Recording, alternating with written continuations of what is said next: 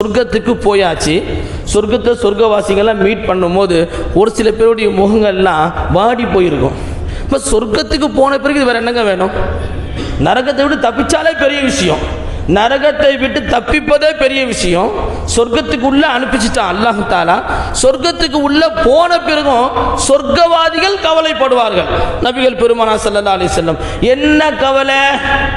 இல்லா சாஅதம் மர்ரதன் லம் யذ்குரில்லாஹ். துனியாவில் வாழக்கூடிய காலகட்டத்தில் தொழுதோ, நோன்பு வச்சோம், குர்ஆன் ஓதுனோம், எல்லாம் செஞ்சோம். அதுக்கு அல்லாஹ் சொர்க்கத்தை கொடுத்துட்டான்.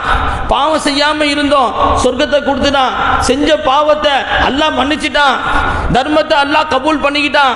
செஞ்ச ஹஜ்ஜ அல்லாஹ் கபூல் பண்ணிக்கிட்டான்.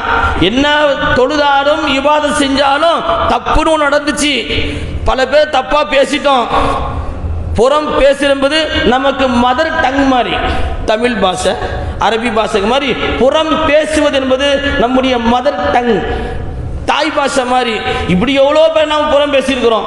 இவ்வளோலாம் பேசியும் அல்லாஹ் தஆலா ஏதோ அவங்களுடைய கிருபையின் காரணமாக நம்மை மன்னித்து சொர்க்கத்தில் உள்ள அனுப்பிச்சிட்டான். உள்ள போயாச்சு. உள்ள போன பிறகு சொர்க்கவாசி கவலைப்படுறாங்க. முகம் வாடி இருக்கு. ஏன் வாடி இருக்கு? இல்லா சாஅதம், ஒரு சில வினாடிகளுக்காக.